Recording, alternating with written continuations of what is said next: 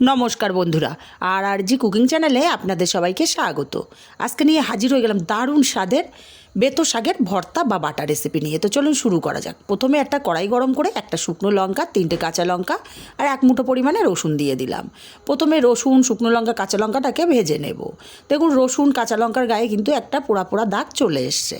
এখন এই পর্যায়ে দিয়ে দেবো 1/2 চামচ পরিমাণে কালো জিরে। কালো জিরেটাকে দিয়েও কিছুক্ষণ ভেজে নেব। কালো জিরেটা চটপট চটপট করে ফুটছে, সুন্দর ভাজা গন্ধ বেরিয়ে গেছে। এখন আলাদা পাত্রে এগুলোকে নামিয়ে নেব। সবগুলো আলাদা পাত্রে নামিয়ে নিয়ে এই কড়াইতে দিয়ে দেবো কেটে ধুয়ে রাখা বেতো শাক। বেতো শাকগুলোকে দিয়ে মিনিট খানিক এইভাবে নাড়াচাড়া করে রান্না করে নিতে হবে।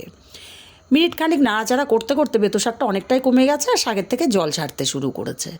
এই পর্যায়ে আমি দিয়ে দেবো সামান্য 1 চিমটি হলুদ আর অল্প একটু লবণ হলুদটাকে দিয়ে বেতো শাকগুলোকে এইভাবে আরও মিনিট 2-3 রান্না করে নেব। লবণ দেওয়ার কারণে শাকের থেকে অনেকটাই জল ছেড়েছে, জলটা আবার অনেকটাও টেনে গেছে। পুরোপুরি শাকটা হয়ে গেছে, কড়ার গায়ে লেগে যাচ্ছে। এখন আমি নামিয়ে নেব।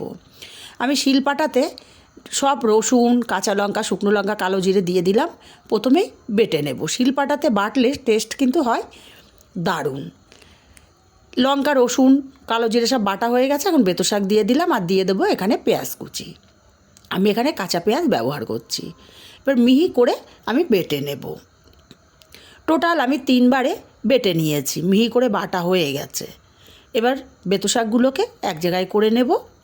তারপরে এখানে দিয়ে দেব স্বাদ মতো লবণ। লবণটা অবশ্যই বুঝে দিতে হবে, শাকে দিয়েছিলাম। আর দিয়ে দেব 1 চামচ কাঁচা সর্ষের তেল।